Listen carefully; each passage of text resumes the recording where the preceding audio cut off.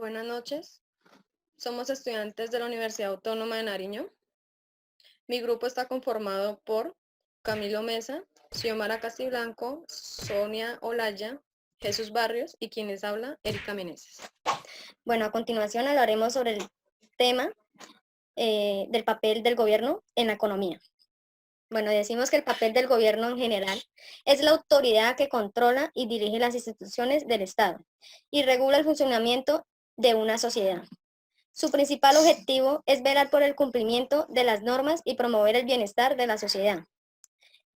Decimos que se denomina como sector público debido a que siempre está al servicio de una comunidad o de una nación, ¿sí? El gobierno es uno de los principales agentes que participan en el sistema económico junto con los hogares y las empresas. Asimismo, desarrollando actividades de consumo como las familias y a la vez imponiendo reglas para hacer que la economía se cumpla. Para que el gobierno pueda alcanzar alguno de sus objetivos, basta con cobrar impuestos a las familias y empresas, donde esos impuestos serán designados al presupuesto del gobierno para poder contar con un alto volumen de ingresos de acuerdo a los intereses que necesita la sociedad. Decimos que las decisiones que toma el gobierno en cuanto a los ingresos que debe poseer lo denominamos como política fiscal, ¿sí? Decimos también que el papel del gobierno en la economía es un agente económico de las cuales están conformadas por las familias y las empresas. En resumen, el gobierno es el dueño de los factores productivos, como lo son tierra, trabajo y capital, ¿sí? Aquí es donde entra el papel de las empresas, que es brindar un factor muy importante que es el trabajo. También hablamos de los distintos niveles del gobierno. Empezamos por el gobierno local, que es el que opera en las ciudades, pueblos. En el caso de nuestro país, Colombia, ese nivel de gobierno es dirigido por las alcaldías.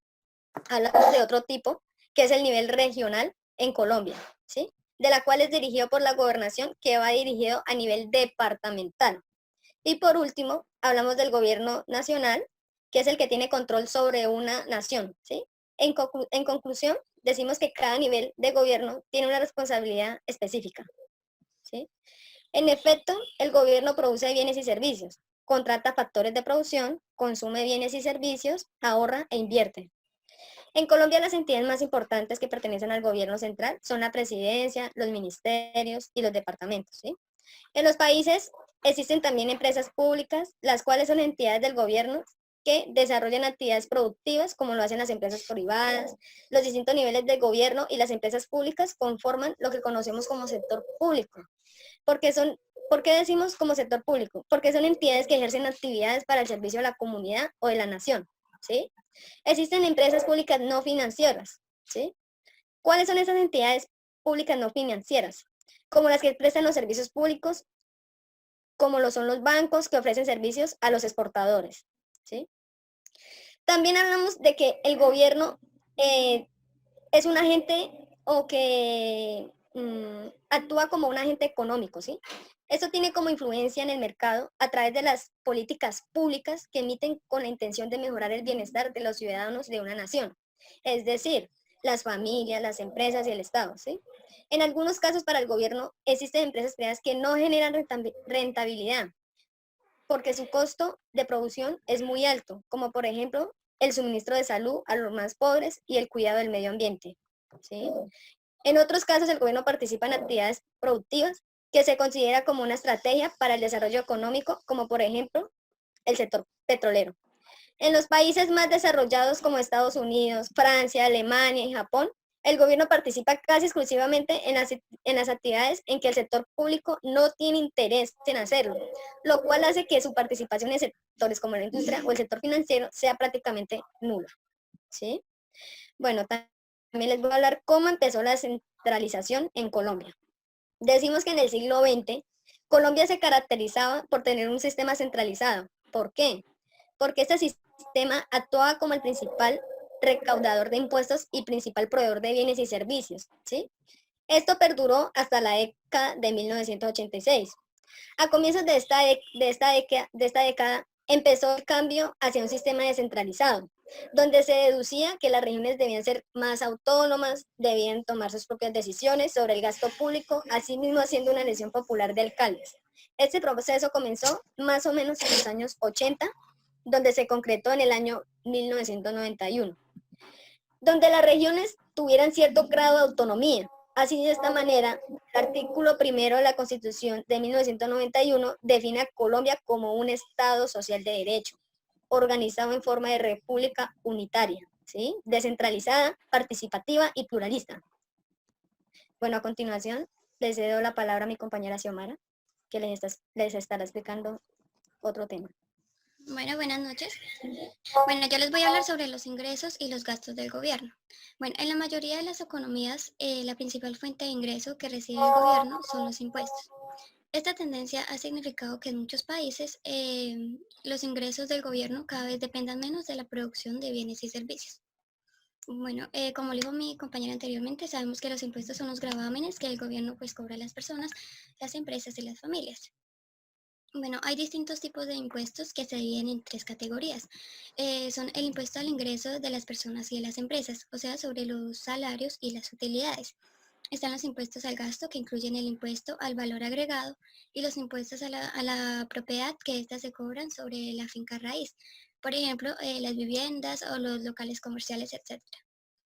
Los impuestos se clasifican en dos grupos, en directos e indirectos. Los impuestos directos gravan directamente a las personas y a las empresas. Por ejemplo, el impuesto sobre el patrimonio, que se aplica directamente sobre los bienes. También el impuesto sobre la renta, que grava la renta, el dinero que gano cada año, tanto por mi salario como mis ahorros, y se aplica de forma directa a mis ingresos. Bueno, los indirectos son los que gravan a los bienes y a los servicios. Un ejemplo es el valor agregado. Lo hacen de manera indirecta al pagar por los bienes y servicios gravados. Los impuestos se conocen como ingresos tributarios del gobierno, y las utilidades de las empresas de los bienes y servicios corresponden a los ingresos no tributarios. Cada vez que los países son más desarrollados, sus ingresos fiscales se apoyan más en los ingresos tributarios que en los no tributarios. Bueno, estos impuestos indirectos tienden a poner una mayor carga sobre la población más pobre. Por ejemplo, el impuesto al valor agregado son una tarifa que se cobra por igual a todas las personas. El pago que hacen las personas más pobres, el pago que hacen las personas pobres es mayor, la tarifa es mayor a la que le hace una persona que tienen pues más ingresos. Bueno, a continuación les voy a hablar sobre los impuestos en el nuevo Reino de Granada. Bueno, acá hablamos de que antes de que fuéramos una república independiente, estos pagos de impuestos se hacían a la corona española. Estos impuestos coloniales no se destinaban a las obras públicas, sino que eran utilizadas únicamente para el sostenimiento de la burocracia colonial. El sistema fiscal del nuevo Reino de Granada fue considerado como uno de los más abusivos. Y por esto fue uno de los motivos que alentó a la revolución comunera y más tarde al movimiento independentista. Los impuestos coloniales fueron pagos que se realizaron durante un largo periodo de tiempo. También hablamos sobre la bula de Cruzada, que tiene su origen en el siglo XI, cuando la Iglesia Católica autorizó a la corona española para que se recaudara una limosna, la cual tenía por objetivo financiar las cruzadas. A continuación les voy a hablar sobre las medias anatas, que eran en principio cobradas a los sacerdotes de este oficio en el nuevo Reino de Granada. Estos debían pagar a la Real Hacienda la mitad de estos ingresos durante el primer año. Bueno, asimismo se exigía el pago de impuestos indirectos. Entre estos se encuentran los quistes reales. Los quistes reales eran un cobro que se hacía sobre la explotación de minerales. También está el diezmo, que consistía en un impuesto del 10% sobre toda la producción agrícola. También hablaba de la alcabala, que esa designaba el pago que exigía la corona española cada vez que se vendía un bien mueble o inmueble. Bueno, a continuación sigue mi compañera Sonia con otro tema.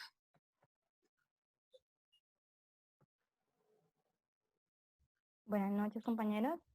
A continuación voy a complementar un poco el tema de mi compañera Xiomara. Voy a hablar sobre el IVA y sobre los impuestos nacionales, regionales y locales. y sobre la curva del Laffer. Bueno, pues iniciamos con el IVA. Este es el impuesto al valor agregado. Se cobra sobre la venta de la mayoría de los bienes y servicios de un valor que se cobra sin discriminación, se cobra a todos por igual y sin importar que tengamos en cuenta los ingresos de las personas. Bueno, el IVA en primer lugar es un impuesto al consumo ya que se cobra como un porcentaje de precio final de ciertos bienes y servicios. Un ejemplo muy claro sobre el IVA es, por ejemplo, si vamos a adquirir un producto que cuesta 10.000 pesos y si le agregamos el IVA del porcentaje actual que es el 19%, el precio final de este producto serían de 11.900, el cual 10.000 pesos irían para el productor y los 1.900 irían para el gobierno. Esto significa que el pago del impuesto que se hace en el momento de cancelar los bienes o servicios, por tanto, recae sobre el gasto del comprador, o sea, de nosotros como consumidores al momento de ir a adquirir o comprar un producto. Es importante que no todos los bienes y servicios son objetos de cobro de IVA. Hay productos que están exentos sobre este porcentaje que cobra el gobierno, por ejemplo, como los productos de la canasta familiar y los útiles escolares. A continuación voy a explicar algo sobre los impuestos nacionales, regionales y locales. Este sistema es fiscal, adicional es descentralizado y permite que cada entidad territorial recaude sus propios impuestos. Eso significa que tenemos impuestos nacionales, departamentales, distritales y municipales. El impuesto nacional se divide en impuestos directos o impuestos indirectos. Los indirectos serían los establecidos por la ley, por ejemplo, como la renta, ingresos, riquezas de las personas naturales o jurídicas. Y los impuestos indirectos, estos recaen sobre la producción de venta de bienes, prestación de servicios, importaciones y consumo. Bueno, los impuestos nacionales son, por ejemplo, el ICA, pues como lo vimos anteriormente, está el impuesto pues al valor agregado, esto se le llama, esto es una tarifa diferencial, por ejemplo cuando se le cobra el 0%, adicionalmente también hay veces que se cobran el 5%, y a esto se le llama tarifa de valor diferencial. Está el impuesto a la renta, que es un cargo anual recaudado sobre la ganancia, o sea, sobre nuestros ingresos. Por ejemplo, este es el ingreso total que le da a una persona después de restar todos los gastos que invirtió para producirla.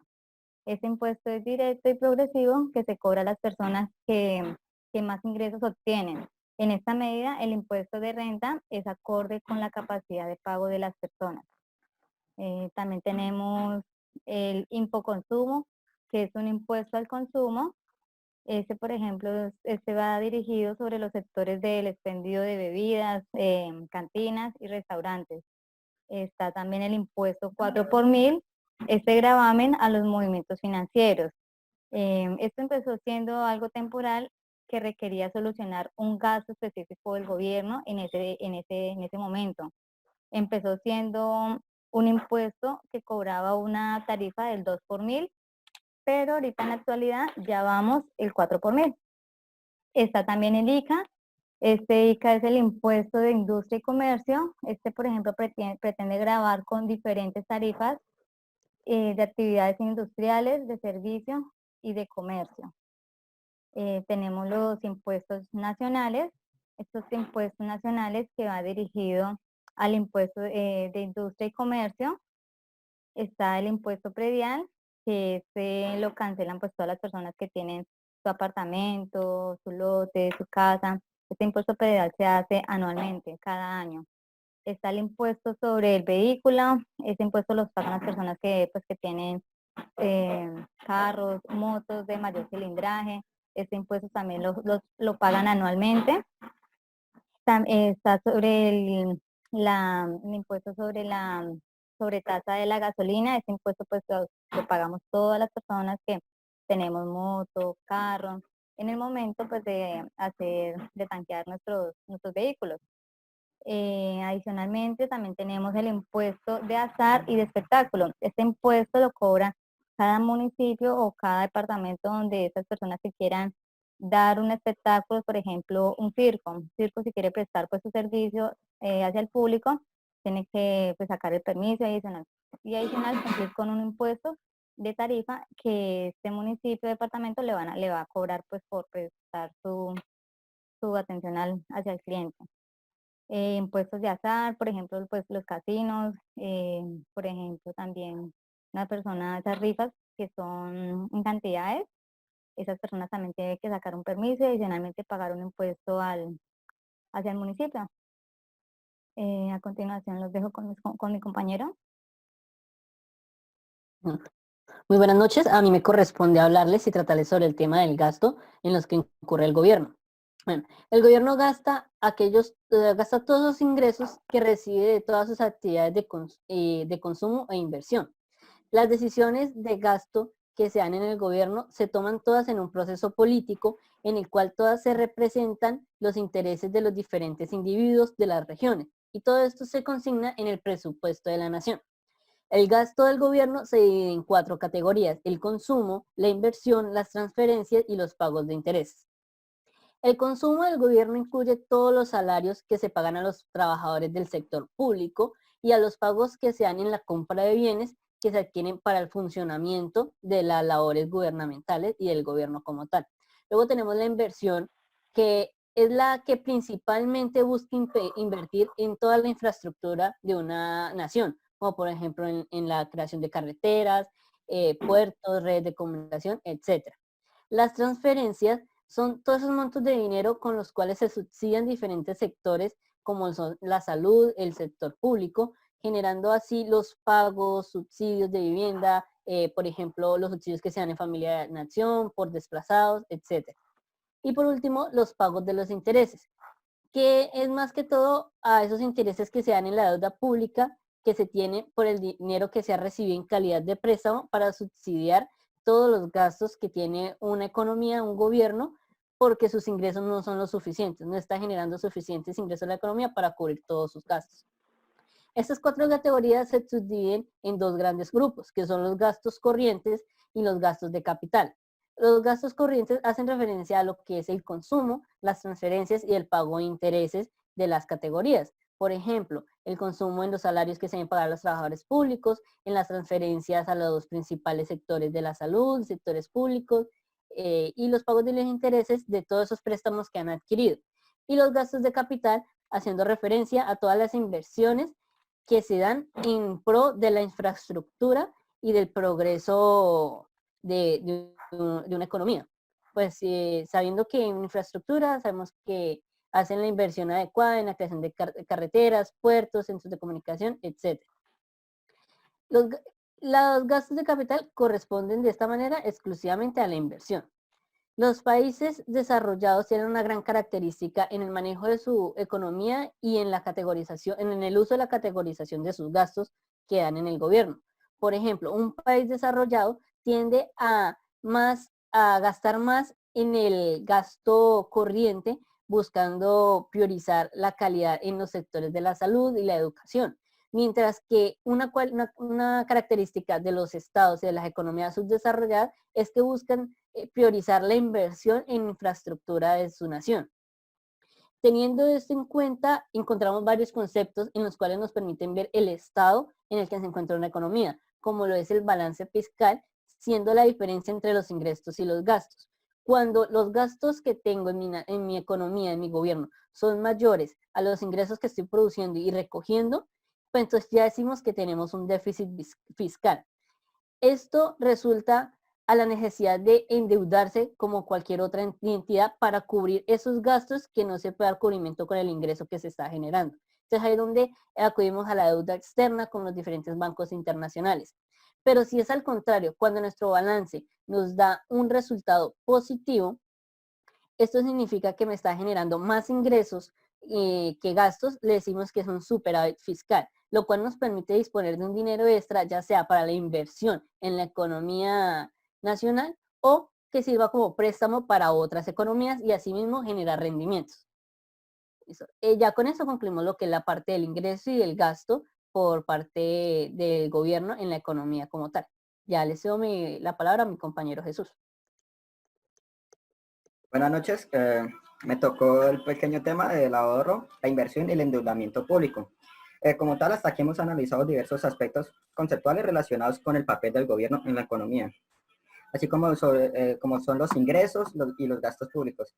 Ahora vamos a ver con mayor detalle cómo participa el gobierno en el sistema económico y cuáles son las implicaciones de su participación para el funcionamiento de la economía. Para poder analizar los efectos de la participación del gobierno en la economía, es necesario revisar algunos conceptos básicos sobre la manera como opera un sistema económico, la estructura, el funcionamiento de este sistema. Se puede representar de una manera simplificada en un diagrama conocido como flujo circular del ingreso, o un diagrama que muestra por parte el flujo real, que se da entre los distintos agentes económicos, y por otra parte está el flujo nominal que también se genera entre ellos. El gobierno y el equilibrio macroeconómico. Bueno, esto participa en el sistema económico como productor y como consumidor. Así el gobierno participa en el flujo real mediante la venta de bienes y servicios a los hogares a través del uso del proceso de creación de los factores productivos que son su propiedad. Por el lado, el flujo nominal, el gobierno recibe el pago por los bienes y servicios que se venden y además recibe la remuneración de los factores productivos que son de su propiedad. Adicionalmente, no hay que olvidar que el gobierno recolecta impuestos que le pagan los hogares y las empresas. La interacción entre el sector público y el sector privado, pues estos tienen diversos efectos sobre la economía. Por tanto, las decisiones que toma el gobierno en materia de impuestos afectan el consumo y la inversión. En efecto, los impuestos que deben pagar los hogares y las empresas disminuyen la cantidad de dinero que con ellos se cuentan para consumir, ahorrar e invertir. Sin embargo, qué pena, ese no es el efecto neto de los impuestos, en la medida en que el gobierno destina esos impuestos a financiar sus gastos de consumo e inversión. Una parte que pagaron en impuestos los hogares y las empresas se les será retornado bajo la forma de las mejoras de las carreteras, educación, pues que sea más económica, o incluso como ingresos derivados en las compras de bienes y servicios que produce el gobierno.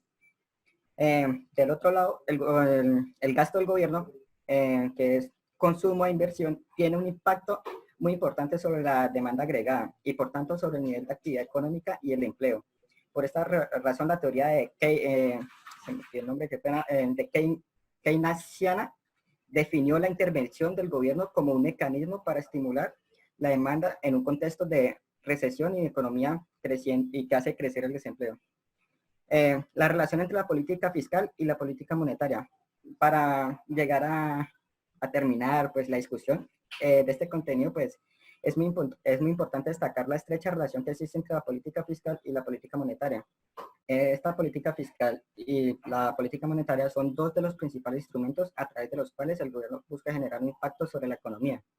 Como ya se mencionó, el gobierno busca influir sobre tres aspectos fundamentales para el logro del bienestar, que son, primero, la asignación de los recursos, que es el proceso que consiste en distribuir los recursos disponibles en un momento determinado entre las diferentes alternativas o usos. Segundo, la asignación de los recursos. Es una situación en la que un país no muestra grandes variaciones y sus principales índices macroeconómicos son la inflación, el desempleo y el PIB.